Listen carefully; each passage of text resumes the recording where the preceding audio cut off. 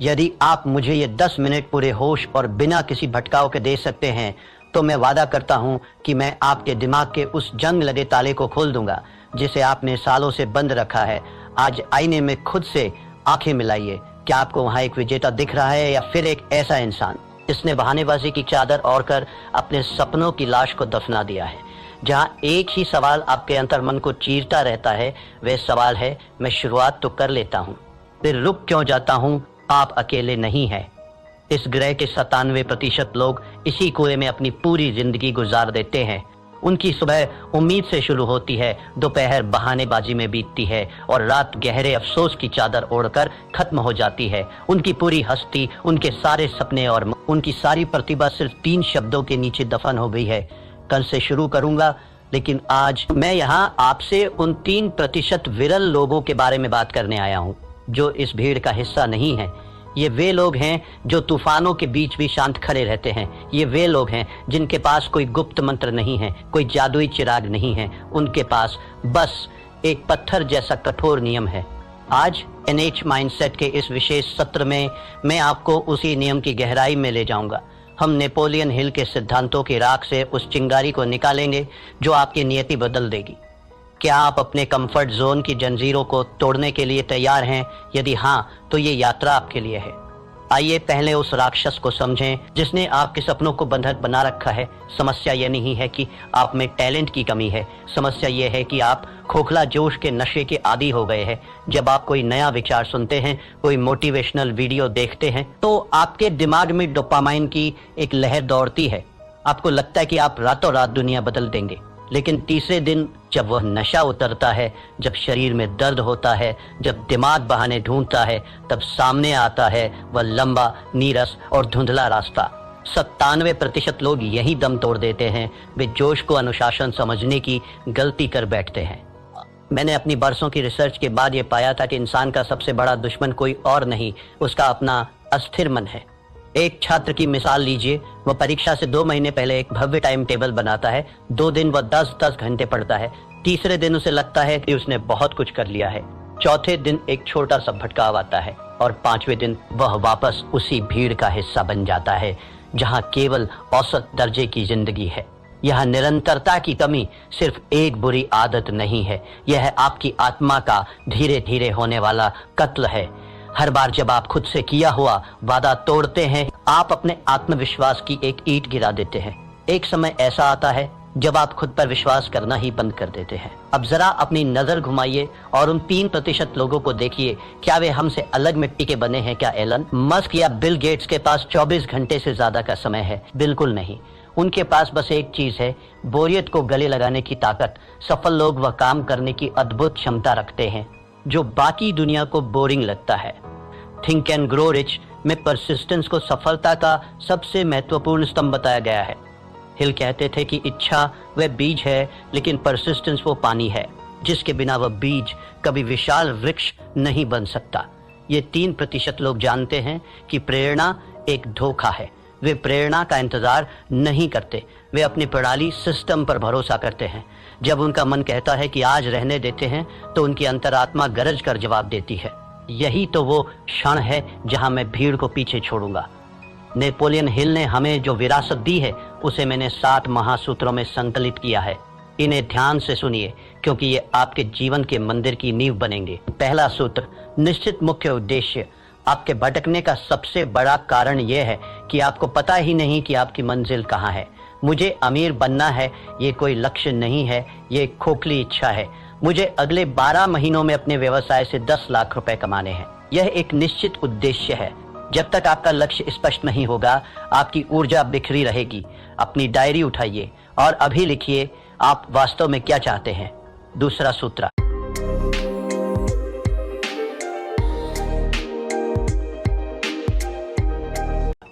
सुव्यवस्थित योजना। सिर्फ ख्याली पुलाव पकाने से महल नहीं बनते। आपको उन पत्थरों को उठाने का एक सटीक नक्शा चाहिए। अपने बड़े लक्ष्य को इतने छोटे छोटे टुकड़ों में बांट दीजिए कि उसे पूरा ना करना असंभव हो जाए। अगर आपको एक लेखक बनना है तो पूरी किताब के बारे में मत सोचिए, सिर्फ रोज के 200 शब्द लिखने का लक्ष्य रखिए। तीसरा सूत्र, परसिस्टेंस। दृढ़ता चरित्र का वह हिस्सा है जैसे लोहे के लिए कार्बन। इसके बिना आप एक कमजोर धातु की तरह हैं जो दबाव पड़ते ही टूट जाएगी। जब असफलता आपके दरवाजे पर दस्तक दे तो उसे हार मत समझिए, उसे एक कठिन गुरु मानिए जो आपको अगले स्तर के लिए तैयार कर रहा है। चौथा सूत्र, the mastermind group Napoleon Hill का मानना था कि जब दो या दो से अधिक दिमाग एक साझा उद्देश्य के लिए मिलते हैं तो एक तीसरी अदृश्य शक्ति जन्म लेती है।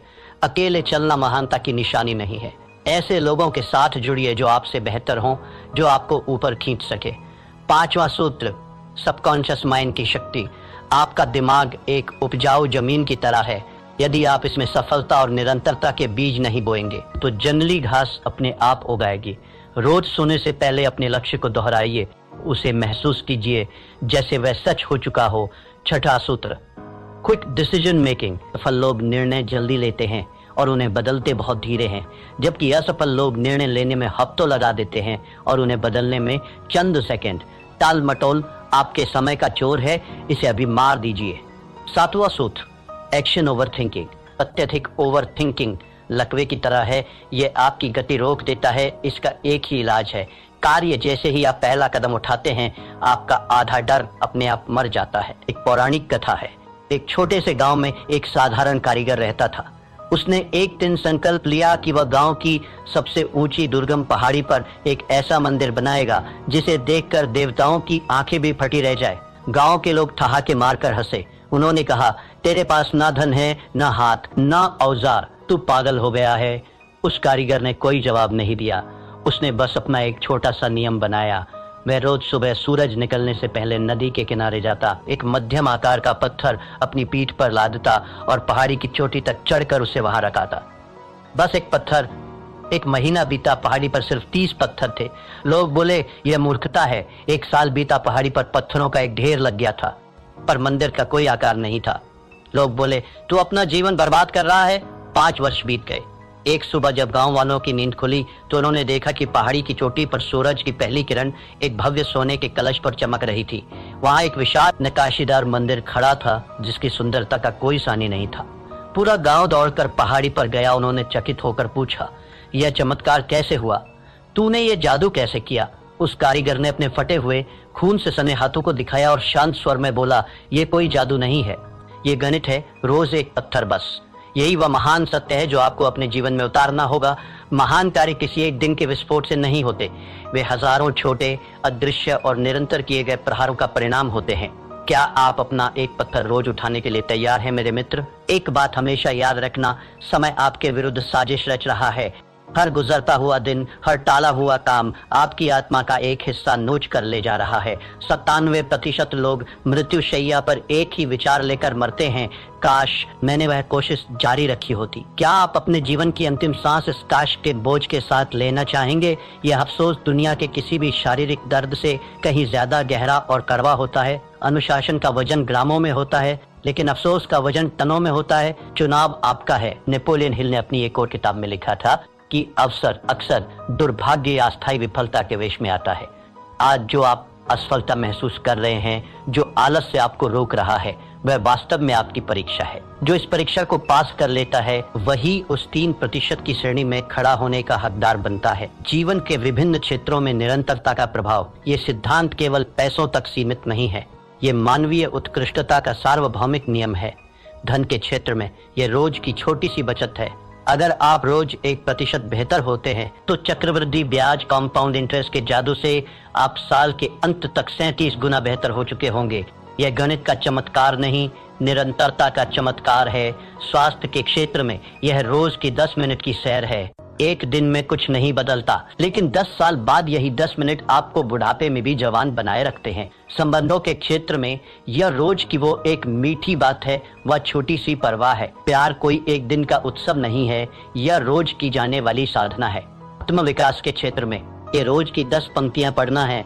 एक साल में आप 365 पन्ने पढ़ चुके होंगे, यानी एक पूरी किताब का ज्ञान आपके भीतर समा चुका होगा।